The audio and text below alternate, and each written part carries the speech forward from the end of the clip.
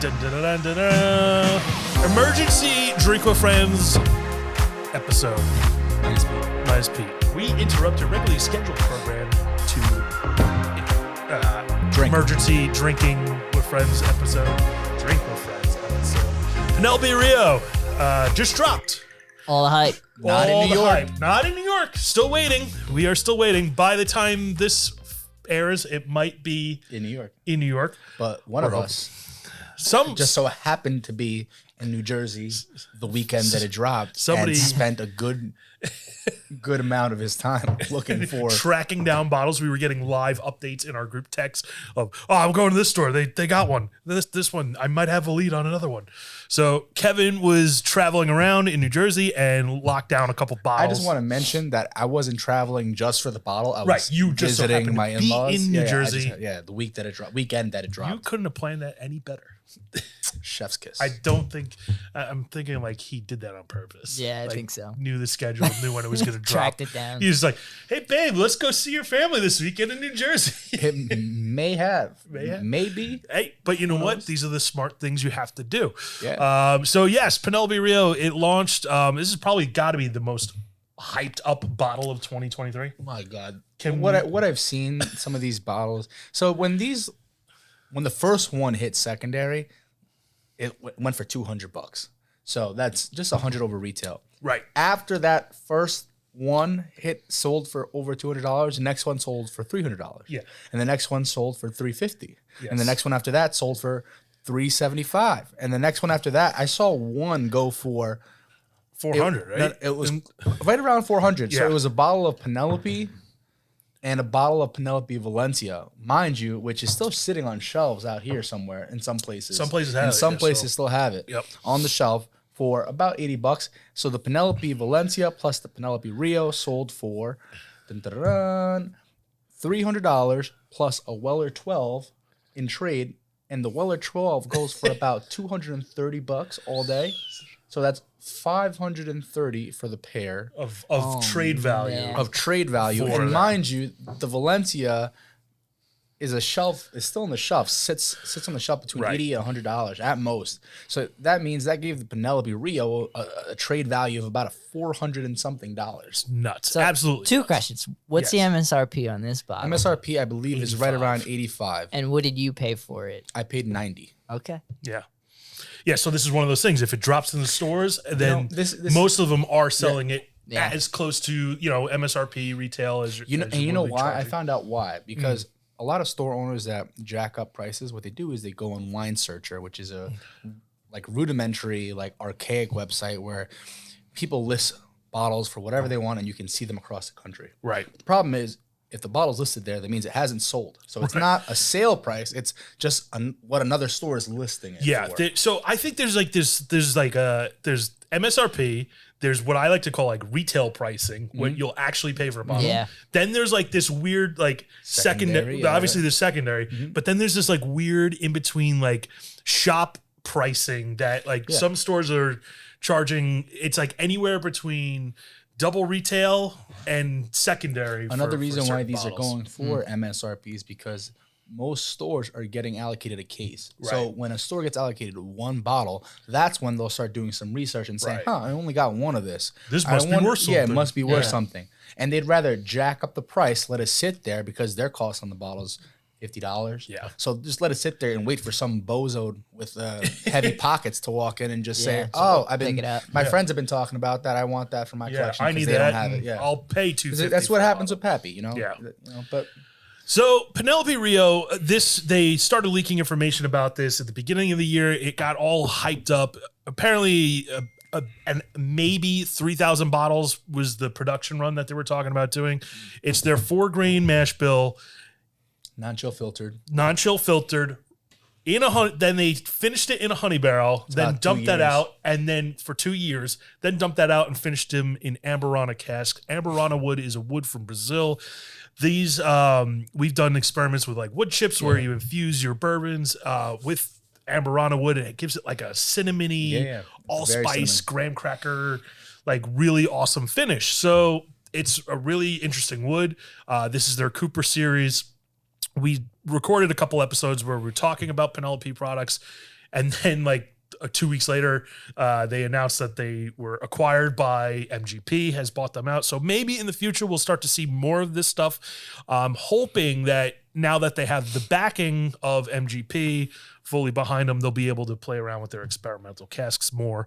But yeah, let's get into this this pour. I'm interested to try this because you were saying that this is unlike anything else, really, and a lot of bourbon drinkers probably aren't really gonna like it. Or I think that touches on two things there, because I think bourbon drinkers actually are gonna like this because it's not at your traditional 40% ABV. This is what was it, 48? This is coming in at 98 proof, so 98 49%. 49%. So it's a little higher. It has a little bit of a bite to it. Yes, it's on the sweeter side, but sometimes you want to switch up the monotony of drinking the same old MGP source whiskey just with a different label on it. Right. Or something different. If you're into different, finishing series like the Maker's Mark, the different wood finishing series, this is where you're going to get a totally different flavor profile than your classic straight bourbons. Another good thing is this is appeals. Flicked it half across Plus the room. the table. Plus the table. That's $200. Yeah. But this appeals to a lot of people because my fiance drank this and thought it was amazing, right? And she doesn't really drink whiskey. She doesn't like it because it doesn't taste. This is good. To me. So when we tried the little sample pour a couple weeks back, and I was just like, oh my god, it's like it has a finish of almost like a cocktail where you just throw some ice on it. Yeah. Ice it down, especially at that higher proof, you can throw some ice in it and drink it, and it still have a good viscosity to it. And like to me, after dinner, sitting around a campfire, you have a cigar with this, and it's just gonna be like you're.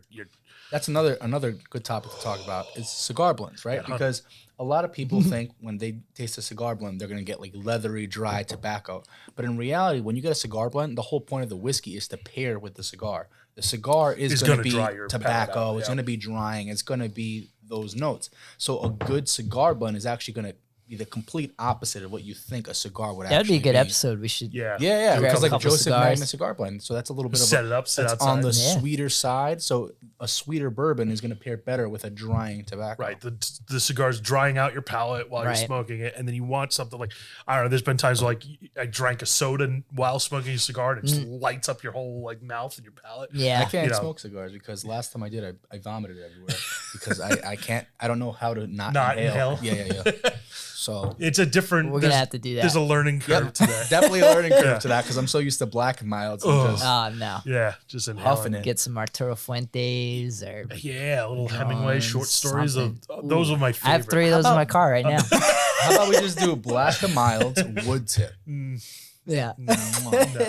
it's great. All right, yeah. So nose. So right out the bat, this smells exactly like the cafe drink that we the Amberana syrup that we made. That's that profile. It's like woody. It has, I say, cinnamon toast crunch, like it's mine, or graham crackers, golden grams. That's the cereal. If you look at this bottle, I drank that much because I enjoyed it, and I got it at I got it at an MSRP price. I poured it with my fiance and her father and her brother. They really enjoyed it. Again, they're not really big into whiskey. It's a little sweeter. This is easier to ease your way into bourbon. I agree 100%. Yeah. This is like easy sipper. This showcases some really incredible bourbon and a crazy like finish and flavor profile. Yeah. That I feel anybody could probably try this and be like, oh wow, this is and there's really nothing more like aha moment than when you try a bourbon and someone says a note and you actually taste that note. Right. Amberana is so cinnamon that when you try this and if you don't know what Amberana is, if you don't know what cinnamon is, then you're just it's like that's a cinnamon problem. crumb cake. It's so good. Dessert bourbon. This is just an easy drinking experience. This is so freaking good. It's got such a warm mouthfeel. You know, Nate from the Everyday Drinker said a snickerdoodle cookie. Snickerdoodle cookie. Yeah. I can see that. Little nuttiness. I can see cinnamon, that. Sugar. It's a little viscous too. I like it. You know, it coats your mouth. It's good. It's good. Pete's word. Yeah, the viscosity. Viscous, yeah. It's true though. It has like this jokes. This creamy mouthfeel. It just kind of coats your palate. You just can't say mouthfeel. I'm gonna act as Pete for a little bit. Yeah. You got to be angrier. Yeah. But yeah. Ah. It's good. I'm going home. Ah. I hate life. I hate your face. I'm going home. All right. Yeah, but this just easy to drink, and it's something different. Absolutely. So hopefully we see this on our shelves in New York State. I heard first week of June. We have pokers on the fire trying to chase down leads. Some shops are like, yeah, we're getting 2 cases of it. I was told the state of New York is only getting 20 6-packs for the entire state. Wow. I don't know how true that is. Yeah. But that, in comparison to a lot of other things, is very, very low. Right. Because New York is massive. huge. Yeah, that's New York State, not just Long Island or New York metro area. Well, New York metro area is 90% of the shipments, but even then still. Yeah, that's not a lot of bottles to go around. So Penelope has confirmed they are doing a second batch of it. When we will see that actually happen, that's a good question. They confirmed they are doing batch 2. So it's probably already in the works if I had to guess, just based off of the initial feedback and hype train of this one. This is one of those cases where like social media has so much power to potentially screw you over in a good way. Like obviously everybody's talking about this bourbon. It's all the buzz, it's all the hype, it's all the rage. But it's just like, it's one of those things where like, I don't think they were thinking it was going to do anticipate that well. Yeah. And talking to Matt from Penelope when we were chatting about this is like the Amberana casks are so first of all, they're extremely expensive. So that's a whole nother topic that I want to discuss after you're done. The logistics of making this. And also they said there is like, you have this like window of not enough, really good, and too much with Amberana wood, where it's like, I can see that. They had to kind of play around and test batch it a couple times, and then they figured out like the aging or the finishing amount of time. Like, all right, now it's good. Pull it now, dump it. It's got to go. I can see it's going overboard really quick. Easy. So it's very sweet. So I think it's on that fine line. Yeah. And then I've heard some people make comments like, oh, I'm not paying anything. I'll wait till batch 2. So let me just thinking out loud here, logistically wise. Yeah. So this is one of those products. You just said Amberana is very expensive. Right. Now that they're acquired by MGP, let's say they made 3,000 bottles, right? Right. And it might have only cost them X amount to get those casks, but now they want to scale it up. Yeah, if you want to scale it up, I don't think this is one of those products that if you scale it is going to work that well, because I agree. It's so like precise on the finishing, on the dual finishing, and the finishing. Each one of those finishings are very expensive. Look at Nulu, who makes a honey finish. Right. That's $140 on the shelf for just for the honey finish. Yes. So now you throw in Amberana, which is very, very expensive, and then you have to also figure that you're getting real Amberana, because there's a whole other market of just fake Amberana. Yeah. Oh man. So you got to get real Amberana. Black market wood. Yes. Yeah. So are they going to get enough of each to scale this product, and are they going to scale it well? Right. And then the other thing is, even if they do decide to scale it, that might only be 5,000 bottles. So even then, it took 2 years of the finishing to make this. Right. Let's say they started finishing batch 2 or started making batch 2 when the hype took off, which was probably 3 or 4 months ago. Yeah, February probably. You still got at bare minimum 1.6 years before another one is ready that's similar. So I commented on Nate's video. I was like, Kevin is the bourbon Santa Claus, making sure that we all get our special gifts and treats. Yeah. But yeah, that's that's one of those things. It's the bourbon community is very so. Also, got to shout out Kevin Bourbon Notes. He sent me a little Rio sample, so I got to do a video with that, as well as such a good finish on that, man. It's just like it lingers. You really get this, man. Yeah, sorry to cut you off. Yeah, no, I'm just saying, like, it's cool to see, like, so obviously this is so hyped, and the whole community is like trying to get their hands on this, but people are kind of looking out for each other, making sure everybody's getting a bottle.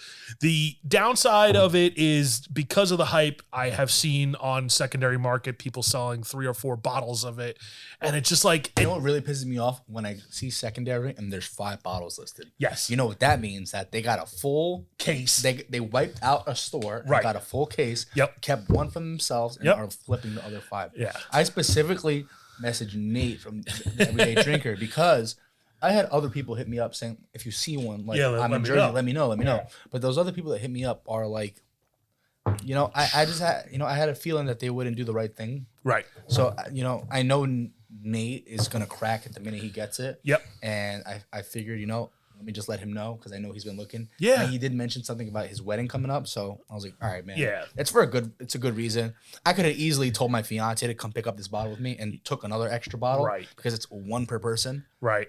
I could have easily took both bottles, maybe even a third bottle because I called early enough with someone else in the back of my mind. It's that karma of like, you do right. You do right. So I felt like he would do the right thing. Yep. But again, going back to what we were talking about, the length of the time. So we have 1.6 years.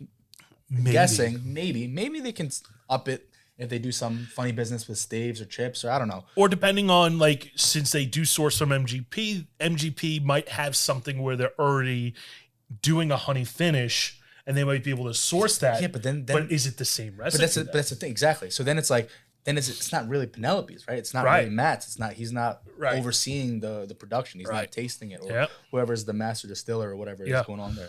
Yeah. We don't even have a batch 2 of Valencia yet. Right. And people want to wait out for a batch 2 of Penelope. Yeah. Like this could potentially be extremely rare. Yes. Because you might not see this again. Honestly, I'm surprised they didn't put. I think they knew the hype that was going to come behind this. That's why they put Cooper Series and not Founders Series. Right. Founders, like the American Light whiskey that's 13 years old. There's not a lot of stock of that. Like, they could have easily called this a Founders and been done with it. Right. Yeah. But who knows what the inner working of Penelope is going on with the so I think there was it's funny too because when I talked to Matt from Penelope on the TikTok live and then we started posting content like talking about Penelope, they were always like, oh yeah, we're never gonna sell, it's it's Michael's daughter's name on the bottle, and like they're saying all that, but like that legal that was alone, in the works that already. was already in the works. So Rob and Richard Westside, they tell the story about when they went down to Rabbit Hole, right? Rabbit Hole in Kentucky. So they went down to Rabbit Hole in Kentucky, and they were saying, oh yeah, we're never gonna sell, Before they landed home. Before they're on the flight home, and like the news breaks that Rabbit Hole sold to. That's awesome. It's just like it's one of those things where never say never. You do not know. But you know what? Good for him because I know.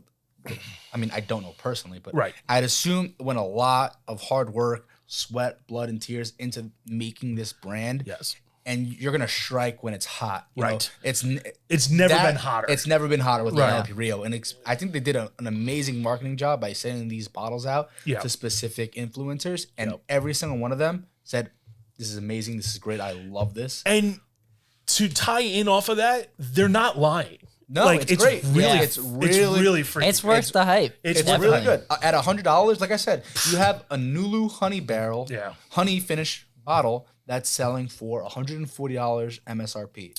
That's if the store doesn't jack it up, That freaking nose. And this is $100 for a dual finish. I will take this every day. All day, every day. So, talking about the acquisition, right? So locally, we have a brewery here, Blue Point Brewery. They started out literally in a garage on Long Island. Started brewing their own beer. They started gaining some recognition. They won some awards. Very similar story to Penelope. And then Anheuser-Busch came in and basically, as these bigger companies do, they want to buy up these smaller, micro, craft distillers, craft brewers, and then bring them under their brand. So then now Penelope's going to have the muscle behind the distribution, the capability, the facilities to create mass scale, push your product out, get better shelf space, get better advertising. It's one of those things where I could see it, like people be like, oh, you sold out, but like, no, we don't know what they're doing. We also don't know what the deal is. So we need to figure out what the deal is before we can even make a comment on that. So a lot of people locally with Blue Point were like, oh, Blue Point sold out. Screw them. They screwed over the local. And talking to their owners, like they're like, no, this is very involved. They have creative control. They have full control of their intellectual property, and they are literally just now they have the backbone, they have the muscle, they have the distribution, they have the advertising dollars, they have the legal, they can go after people. That was a deal that they negotiated. You know, I'd rather take a pay cut and I stand behind my product, Right. as opposed to. But again, you know, Well, who knows? Penelope struck when it was red hot. So Red they, hot, yeah. You know, they might just take the money and walk.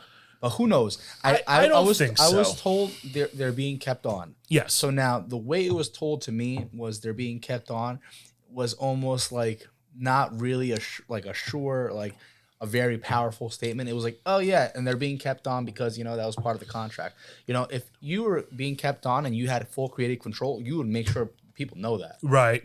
And yeah. I feel as if they were kept on, they're probably being kept on at a nice salary, right, as a consultant. They're just taking a back seat. Yeah. They're taking a back seat to the logistics of running the day-to-day operations. So who knows? I'm sure they're still going to have creative control of the brand, the product line, that's tricky because MGP is so big. Yeah.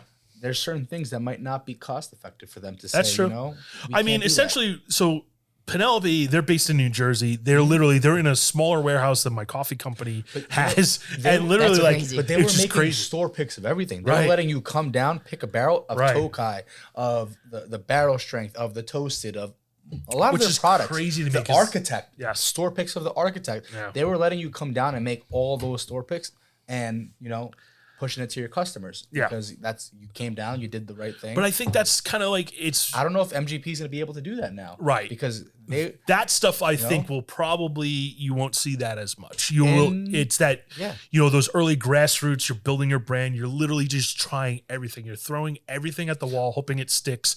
You know, talking to different people, different influencers, different, like all that stuff is part of like building the brand. But now they don't have to do that anymore. They don't have to do that anymore. Don't have to. They don't have to. Well, he sold for, what was it? Do you remember the total? The reported number is 105 million, but there's incentives if they hit their you know, the quarterly, and they're definitely reports. kept on as consultants, and everybody got a nice chunk of change out of it. I'm sure. But, you know, at the end of the day, if he walked away with $50 million, you know, listen, if someone came up to me and said, especially after just having a daughter, going through all of this, and said, hey, here's enough money where you never have to worry about anything ever again in your life. Yeah.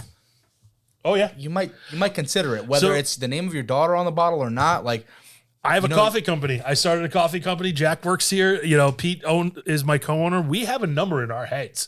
Yeah. And if that number comes across the table and it's an opportunity for everybody to just kind of make their lives better. See ya. Yeah. See ya. Here's the keys. Throw them at you. You know, and that's not a bad thing. That's just looking out for your family. That's the American dream. That's the American dream. Like that is literally why you start your own business. Is the point where you can build up your infrastructure. You can have all these people working for you, and then you could basically, you know, cash in on an opportunity to make everybody win. Not even cash in. Everybody who's been there with you from the beginning, they're making a good. I guarantee you, if Penelope probably did the right thing and, you know, gave those early people who worked with them opportunities to, like, sure they were making, like you just said, they were making bottles out of a facility about this size. Yes. So, crazy, you know, right? You know, I would have went up if I was a bottle boy or working the line or whatever. I would have been like, yo, take all my money. I stand behind you. Yeah.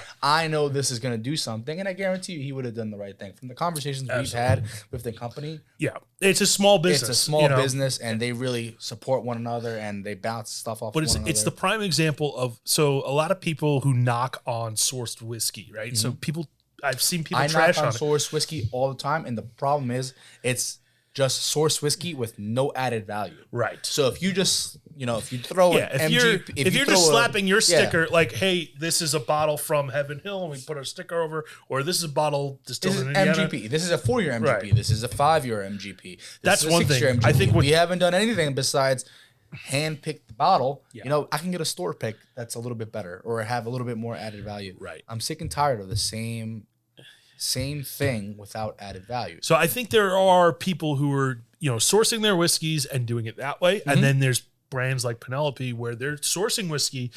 They're pretty transparent about what they're doing. Like, we don't distill our own, but we're doing this finishing series. We're adding staves. You're adding value to it. Finishing at secondary. You know, Nulu does some of that stuff. You know, another company that we're going to be talking about shortly is the Prideful Goat. And they do it also, but they keep the cost very low. Right. So that's another thing. Now, am I going to pay double the value that I can get elsewhere because it's MGP finish. Right. Look at our March Madness bracket, right? Mm-hmm. What ended up winning? And Idle MGP. Hands. That's MGP, right? Yeah, source whiskey. That bottle was on sale. Mm-hmm. That bottle was $40 on sale. Wild, right? And it was, what was it, 5 year? I don't even remember. It's a 5 year, and it's a blend of 13 different barrels that they source from MGP. That's a 5-year MGP blend Yeah. that was cost kept down. Yeah. I'm not gonna spend $300 for an MGP that's just a single barrel cash strength because I don't see the value there. So that's I know we're kind of like ranting and stuff, but like I had that same hesitation when it comes down to like the Michter's 10-year bourbon. Yeah, It's a sourced whiskey. it is. So not really yeah. sourced. It's contract distilled. Contract That's distilled. different. But still, That's a little different because they're giving their recipe to somebody and they're making it for them. right. But to spend $200, $300 on a bottle, right? It's a 10-year aged bourbon. Meanwhile, you can get a store pick of Eagle Rare, which is a distilled in-house 10-year aged Right. bourbon, or a Russell's store pick. It's a 10 That's to 12 That's year a very, very good point. for on like that- a third of the price. Yeah. On that, I'm gonna say again. So, I'm going back to what I said before on the MGP with the same logo. Right, it comes down to the person who's picking the barrel, Picking, yeah. and the history of the company. Right. If it's a company who's come out of nowhere and just slapping Right. their Trying to sticker make on money. an MGP And they're- charging they're- $300 They're for a jacking it up 10-year. because Yeah. they're a premium product, even Yeah. though they really don't have stuff. Michter's, it's hard because you bring up a really good point. Right. But they finished it in I believe, new charred American oak. Mm-hmm. And I don't know.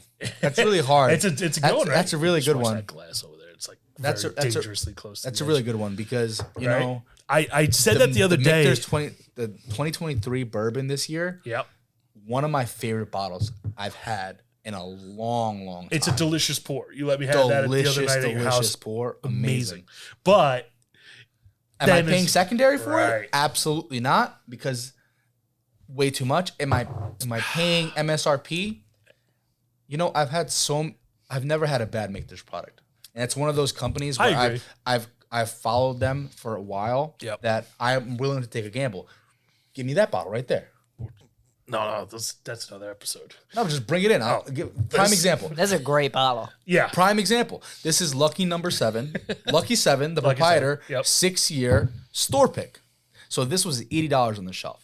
Yep. I got one, and I was between a few other store picks, and I just took the gamble because you know what? I've had the proprietor 14-year. I thought that was amazing. Yep. I'm willing to take a gamble on this 6-year store pick at Yes. $80. That was 6-year aged it bourbon. Was, it was half the price. It was 119 literally proof. half the price. It's the same kind of stats on the proof stuff. It's 6 years as opposed to 14 years. So at $80, bottle shape. I'm willing to kind of try it because I know that their 14-year was phenomenal. Right. Some of the Frenchman and the Holiday Toast, phenomenal. Yeah, it's something like if you've had some of their back catalog, you're more willing to like, all right, yes, I can fork over the cash for that. That's a little bit different because But again, like that's- Michter's, like you said, like I've never had a bad I've never had a Michter's. bad pour. So of Michter's I'm ever. willing to, again, if the price is right. If it's Right. at MSRP, I'm willing to try it. Right. And I think Dan McKee, who is their master distiller, Yeah. does some amazing stuff. I'm very interested in trying once they start distilling their own, which they have done. So like, contract distilling is pretty much the same thing. Yeah. It's just you don't have a you're not facility. actually doing it yourself, but you're giving. From what I understand, This you're is my giving recipe, somebody follow make this. this for me, and they're doing it for them. yeah. Just because you're not the one actually blending the fucking juice together or actually getting your fucking feet into it doesn't make it. Well, you know? listen, as a coffee roaster, it's different if I roast the coffee or if I send out to Well, that's another different. company. But to that's roast different my because coffee. that's That's- you're controlling a lot it's of a it. recipe. Few degrees. It's a few degrees. Completely can change changes. it. Yeah. Oh, yeah. So, So, maybe I don't know what I'm talking It's about. putting a lot Maybe of I'll shut trust the hell in up. somebody else to create your product. So, Yeah. this is one of those things to kind of wrap up this episode We'll cut a talking lot about of this out because it's a lot. No. No, This it's is good. good This stuff. is good. It's good. So to kind of like come full circle. So Penelope Bourbon, what they're doing is they're sourcing their whiskeys, but they're bringing something of value to the table. It's not just slapping a sticker on it and going, this is ours now. I don't want to talk crap, but we got a bottle of. So we've gotten bottles of, I got this. Yeah. So we got a bottle recently that was sent to us from a company that shall not be named. From a company that sources their whiskeys. Sources their whiskey, you know. But the problem is they're a new company. They source their whiskey. It's about a 3 or 4 year MGP. No added value. That's it. 3 or 4 year MGP. Right. They're slapping their sticker on it. Right. And they're charging $80, $90. Right. What I'm seeing it in the store for. Yeah, they're like trying high to. price Yeah, it's a lot to ask for I'm not a 3-year buying age. it. 3 or 4 year age bourbon. It's fine if you want to start your own company and do it, You have to start somewhere. You got to start somewhere. but you need to add something. Sometimes you got to take a few losses before you can take a you got W. you got to bring But value. if you're going straight for the money right from the get go, like I don't know if I'll be willing to try that at $90 or $80. Right. Yeah, If it's just, especially like such a young age statement. And that like I don't know you. I don't know you, bro. Right. Tell me more about your brand. I need to learn about it. I need to see like where's people always want to see like where's the chocolate made. Like it's that Willy Wonka factory. Like I want to see it. I say all the time, there's so many coffee brands out there that I follow them on Instagram. They never show the roaster. Yeah, there's no photos. There's no photos of like anything. the day to day in the theft. Yeah, like Thefted, right? Well, you're just bought white bagging. You know, like they're buying their coffee from somebody else and they're putting their sticker on it and reselling it, which is fine. You can make a living doing that. Yeah. Sure. But to me, there's more about building your brand from the ground up, As a building consumer. something, bringing people in, building that up, and getting to the point where you can take a $105 million paycheck, make everybody like a living and like walk away and possibly still be in creative control of your product and move forward and, hit new shelves, hit new markets, and basically be able to kind of do your dream the way you want. I say to Jack like all the time here, the amount of shit we could do if the bankroll was just like, you didn't have to worry about it. If you were just like, hey, Grammy Bucks aplenty. do you know what Jack and I would be doing? We'd be in Colombia right now, hanging Flying out, drones. flying drones, linen everywhere, just dripping and riding linen and donkeys, and just finding it. Drive, having a freaking Lamborghini Countach airdropped into Colombia. We would be doing so much crap if we could. The creative side of like. Right. But if you had an unlimited bankroll where it was like, and that's kind of like where I think, this is going to be able for Penelope to kind of take their brand to the next level. And that's another good thing because there's some people who are paying these secondary prices for this. Right. I've had conversation with people and they're like, Penelope doesn't get distributed at all in my state. Right. That's another thing. If I'm going to get it, I need to get it now because it's not even in our state. Yeah. We're not going to see it in our market, in our state. Yeah. And then hopefully, that's something that now with MGP behind them, their regional distribution is going to go national and you'll be able to see it in your local markets. Those Topo Chico bubbles, they get you sometimes. Good stuff. But Shout out Topo Chico. Shout out Penelope. This was a kind of an add-on episode to our Penelope series. Glad we were able to get our hands on a bottle. Nicely done, Kevin. Pete, sorry you missed it, but Can't say whatever. Pete. Can't say Pete. Can't say sorry. Can't say missed it. Can't say missed it. But yeah. So Penelope Rio, absolutely, it's incredible. As Pete would say, it's legit. It's legit. It's legit. It is everything, all the hype lived up to be. And as you can see, this bottle didn't last too long. So hopefully batch 2 comes out pretty soon. It's almost too easy to drink. It's too easy to drink. I can see you sitting with your missus there, Yeah. lounging back, a couple of other friends there, and you're just like campfire, just casually just drinking it, and then little next thing backyard you know, barbecue. That bottle is gone. Gone. Yeah. and you're mad. You're like, You're very upset. we drank that whole thing last night. Yeah. This is like an easy crushable. I would pay session. $90 for that anytime. I'd pay $100. I'd pay $150. $100. That's kind of where I'm at with this bottle. It's so I would do the good. same. I would pay $140 because that's what a Nulu honey is going for. Right. Yeah. MSRP, and I think this has added value to Yeah. it. Yeah. So yeah, 140, 150. Yeah. I can see that. I agree. $400? Yeah. All right, we'll see you on the next episode. Make sure you follow, like, rate, subscribe, do all that fun stuff. Let us know in the comment section. Did you get your hands on Penelope Rio? Are you still looking? Does source in your area or distribute in your area. And yeah, we'll see you on the next episode.